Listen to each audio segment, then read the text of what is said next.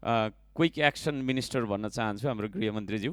प्रधानमन्त्रीज्यूले दिनुभएको अभिव्यक्ति अविलम्ब सच्याउनुपर्छ भन्ने हाम्रो दैनिक आन्दोलन सधैँ नै छ।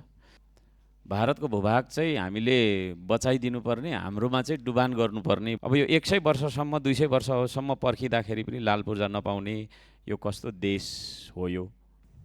मान्य सदस्य हर्कराज राईलाई समय दिन्छु, आफ्नो भनाइ छोटकरीमा राख्नुहोला। धन्यवाद छ सभाज्यूलाई।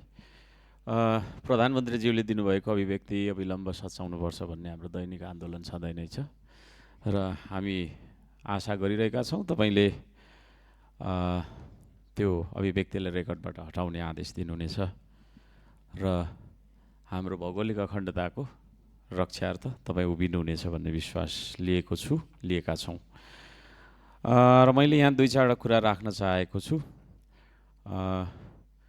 यो रौतहटको गौर नजिकमा चाहिँ भारतले उच्च बाँध बाँधेर यो लाल बकैया र बागमतीको निकासलाई बन्द गरेको कारणले त्यहाँनिर चाहिँ डुबान हुने गरेको भन्ने खालको रिपोर्टिङ आएको छ। यो बारेमा सत्य तथ्य के हो नेपाल सरकारको सम्बन्धित निकायले, सम्बन्धित मन्त्रालयले ध्यान दियोस् र भारतको भूभाग चाहिँ हामीले बचाइदिनुपर्ने, हाम्रोमा चाहिँ डुबान गर्नुपर्ने भन्ने खालको त्यो राष्ट्रघाती सन्धि, राष्ट्रघाती सम्झौता, राष्ट्रघाती करार हो जस्तो मलाई लाग्छ।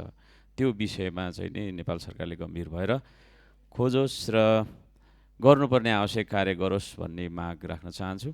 अर्को कुरा, भूमि व्यवस्था मन्त्रीज्यूलाई म स्मरण गराउन चाहन्छु। यो राजविराजमा तपाईको चाहिँ नि 1998 सालदेखि आज 85 वर्ष भएछ।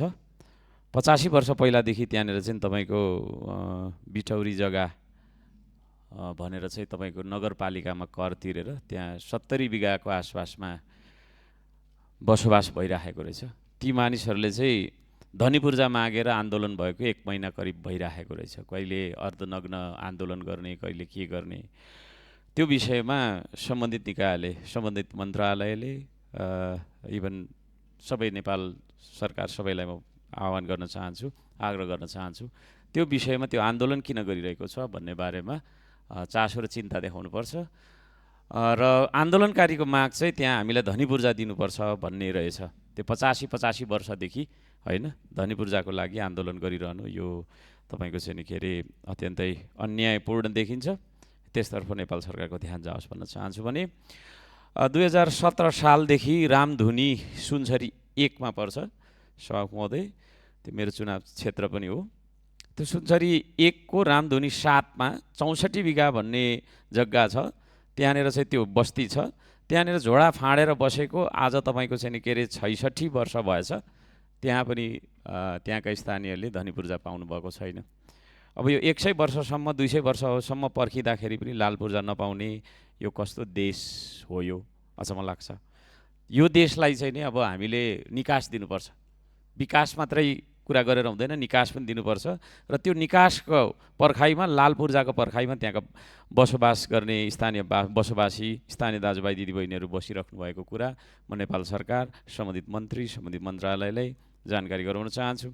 र त्यहाँ चाहिँ भर्खरै तपाईँको चाहिँ नि नक्कली जग्गा धनी आएर अब यो जग्गा चाहिँ मेरो हो, पहिला चाहिँ तपाईँको चाहिँ नि के त्यो झोडा फाँडेर बसेको भनेर 2 चोटि सर्वोच्च अदालत र त्यतिखेरको तपाईँको चाहिँ नि न्यायिक समिति, राजदरबार अन्तर्गतको न्यायिक समितिले पनि ती बसोबास गर्ने मानिसहरूकै हो यो जग्गा भनेर भनिदिएको।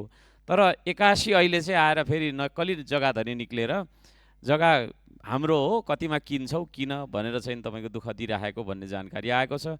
त्यसतर्फ नेपाल सरकारको ध्यान जाओस्। र अन्त्यमा म के भन्न चाहन्छु भने महिनौदेखि वर्षौँदेखि पनि रहेछ कति त त्यो माइती घरमा अस्ति भर्खर मैले हाम्रो क्विक एक्सन मिनिस्टर भन्न चाहन्छु हाम्रो गृहमन्त्रीज्यू, उहाँ अत्यन्तै क्विक एक्सन पनि लिनुहुन्छ।